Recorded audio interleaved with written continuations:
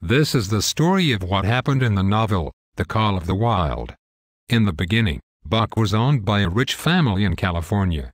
He was stolen by a guy, the gardener, and then sold to pay his gambling debt. He had lived in California, but he was put on a ship to go to the Alaskan gold rush. When he gets to the Arctic, he is sold to Francois and Perrault so that he can pull their sleigh. Buck has issues with Spitz, another dog. Spitz growls at Buck, and Buck knows that Spitz is not a good dog.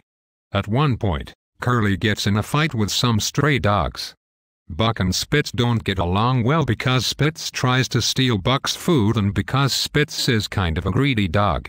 Eventually, Buck gets in a huge fight with Spitz. Spitz bites Buck, but Buck comes out on top and kills Spitz.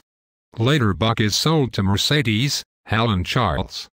They were going to the gold rush and didn't know much. They treat the dogs bad by overfeeding them and then underfeeding them. The dogs, including Buck, are on their last legs when they meet up with John Thornton.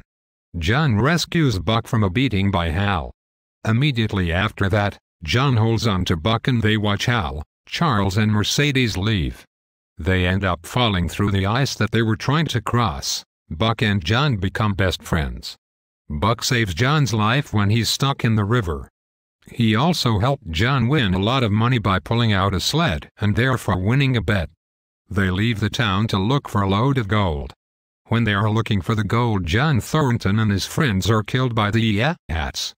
Buck goes ballistic. He kills some of the hats by biting and clawing them. He chases them off. Buck eventually joins a wolf pack and becomes known as the ghost dog of the Arctic.